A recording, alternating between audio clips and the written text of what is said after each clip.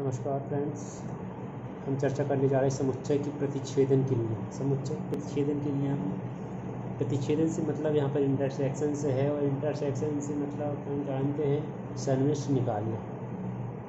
ये और सन्निविष्ट का संकेत आप देख रहे हैं, ये सन्निविष्ट का संकेत हो रहा है।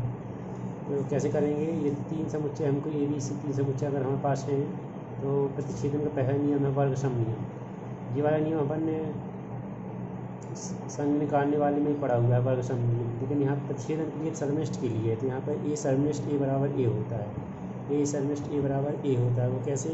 यदि ए कोई समुच्चय यदि है हमारे पास, ए बी सी है, ठीक है, और ए का ए के साथ सर्वनिष्ठ निकालते हैं, ए का ए के साथ सर्वनिष्ठ निकालते हैं, तो क्या निकलने वाला है? A B C सर्वनिष्ठ A B C.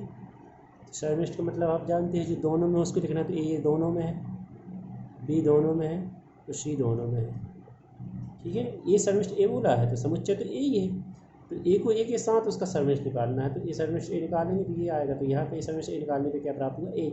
इसलिए यहाँ ए सर्वनिष्ठ ए इक्वल ए हो गया। ये हमारा वर्गसम नियम कहलाता है। कौन सा नियम कहलाता है? वर्गसम नियम। दूसरा नियम है क्रम विनिमय नियम। क्रम विनिमय नियम में इसमें ए सर्वनिष्ठ बी निकालेंगे, बराबर होगा बी सर्वनिष्ठ ए। मतलब क्रमों को यदि हम आगे पीछे भी कर देंगे तो भी मान एक से रहते हैं। तो ए सर्वनिष्ठ बी निकालने पर बराबर होगा बी सर्वनिष्ठ ए निकालने पर, दोनों के मान बराबर होंगे। यहाँ पे हम दो समुच्चय लेके और इनको सिद्ध कर सकते हैं, ये आप कर सकते हैं आई थिंक मेरे हिसाब से। तो सहस्त्र नियम तीसरा नियम है ये, एसोसिएटिव लॉ। इसमें तीन समुच्चय ए बी सी रहेंगे। इन तीनों समुच्चय को ए सर्वनिष्ठ बी कोष्टक लगा हुआ है, सर्वनिष्ठ सी बराबर ए सर्वनिष्ठ कोष्टक लगा हुआ है बी सर्वनिष्ठ सी, तो इनको दोनों को बराबर मान आते हैं, तो ये सहचर नियम कहलाता है। तो इसमें पहले दो समुच्चयों को सर्वनिष्ठ निकाल कर तीसरे को फिर बाद में निकालते हैं। इसी प्रकार से पहले को निकाल के लास्ट के दो को पहले निकाल दिए और फिर फर्स्ट वाले को उसके साथ निकालते, तो दोनों के मान कैसे आते हैं? बराबर। इसको अपन करने की कोशिश करते हैं थोड़ा जल्दी से। ए बराबर यदि हमारे पास एक है, बी समुच्चय हमारे पास 2 3 है, ठीक है, और सी हमारे पास समुच्चय है 3 4, ये है। तो यहाँ पे यदि हम यहाँ पे ए सर्वनिष्ठ ए संग बी सर्वनिष्ठ सी की बात करते हैं, तो ए सर्वनिष्ठ बी, तो ए सर्वनिष्ठ बी में हम देखें क्या है? ए सर्वनिष्ठ बी में हम कुछ प्राप्त नहीं हो रहा। क्या प्राप्त हो रहा? फाई आ रहा ना। यहाँ देखो ए सर्वनिष्ठ बी हमको निकालने बोला गया है, फाई आ रहा है। और सर्वनिष्ठ सी, तो सी का मान कितना लिखते हैं? 3 और 4 ही आएगा इसी का मान। अब इन दोनों में हमको सर्वनिष्ठ चाहिए, तो यहाँ 3 है लेकिन यहाँ 3 नहीं, यहाँ 4 है, यहाँ 4 नहीं है, तो यहाँ पे इसका मान कितना आने वाला है? 5 आने वाला है। कितना आने वाला है? 5। इसी प्रकार से यदि हम इसके लिए निकालते हैं, इसके लिए ए सर्वनिष्ठ बी सर्वनिष्ठ सी के लिए निकालते हैं, इसके लिए यदि हम निकालते हैं सर्वनिष्ठ बी सर्वनिष्ठ सी के लिए यदि हम निकालते हैं, तो पहले ए का मान कितना है हमारे लिए? 1 है। ए का मान कितना है? 1 है सर्वनिष्ठ। अब बी सर्वनिष्ठ सी, बी सर्वनिष्ठ सी मतलब बी और सी में कौन सा मान उभयनिष्ठ है? 3 उभयनिष्ठ है, तो 3 लिख देंगे हम, ठीक है। अब इसके बाद इन दोनों का सर्वनिष्ठ, इन दोनों में कोई अगर मैच कर रहा है क्या? नहीं कर रहा, मतलब क्या आएगा? 5। तो दोनों के मान क्या आए हुए? यहाँ देखें दोनों के मान क्या आए हुए? 5 आए हुए, इसलिए ये दोनों मान क्या हो जाते हैं? दोनों मान क्या हो जाते हैं? बराबर हो जाते हैं। और इसी को क्या बोलते हैं? एसोसिएटिव लॉ, मतलब सहचर्य नियम यही कहलाता है।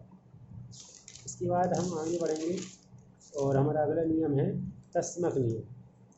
ये अपन ने संघ निकालने वाले में ही पढ़ा हुआ है तस्मक नियम, तो यहाँ भी है तस्मक नियम। ए सर्वनिष्ठ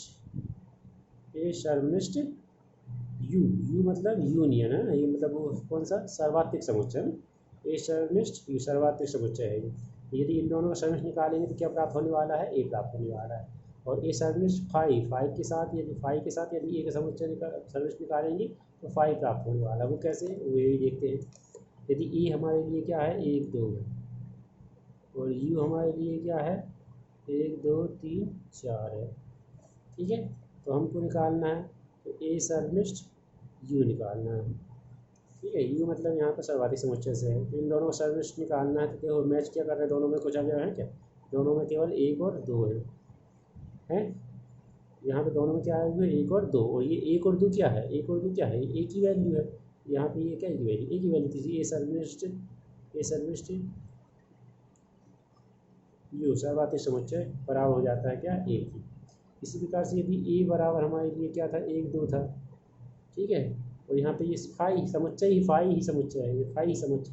इन दोनों में यदि हम निकालते ए सर्वनिष्ठ फाई में यदि हम 1 2 सर्वनिष्ठ फाई निकालते हैं, फाई मतलब कोई अवयव नहीं है इसमें, यहाँ पे दोनों सर्वनिष्ठ निकालने में कोई अवयव मैच नहीं करेगा, इसलिए क्या आएगा, फाई ही आने वाला है। तो यहाँ पे ए सर्वनिष्ठ फाई बराबर फाई आ जाएगा।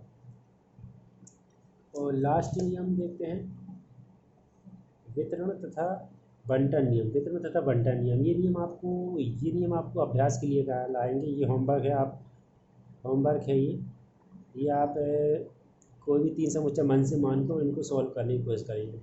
वितरण अथवा बंटन नियम, तो यहाँ पर क्या होता है, ए 3 समुच्चय ए सर्वनिष्ठ बी संग सी है।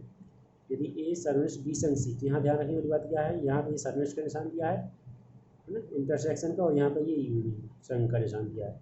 अब इन दोनों को कैसे सॉल्व किया जाएगा, ये इसको हम बांटेंगे आपस में, तो कैसे बटेगा। तो ध्यान रखने वाली बात है, ए सर्वनिष्ठ ये साथ में रहेगा, और ये बी के साथ में लिखा जाएगा और सी के साथ में लिखा जाएगा, और ये वाला चिन्ह जो यू का है ये बाहर हो जाएगा कोष्ठक। इसके ध्यान रखने वाली बात, यहाँ देखें ए सर्वनिष्ठ बी, तो ये ए सर्वनिष्ठ बी, ए तो सर्वनिष्ठ है, बी आ गया, और ये यू वाला निशान लग गया कोष्ठक के बाहर, 2 कोष्ठक यहाँ लगा दिए, और फिर यहाँ पे ए सर्वनिष्ठ सी आ गया, ए सर्वनिष्ठ सी आ गई। ये बंटन नियम कहलाते हैं। इसी प्रकार से इसके 2 नियम और हैं, उनको भी आप देख लेते हैं। एक नियम और इसका, ए संग बी सर्वनिष्ठ सी, मतलब यहाँ पे ये वाला चिन्ह बाहर था तो अंदर था, तो ये बाहर हो गया और ये अंदर हो गया।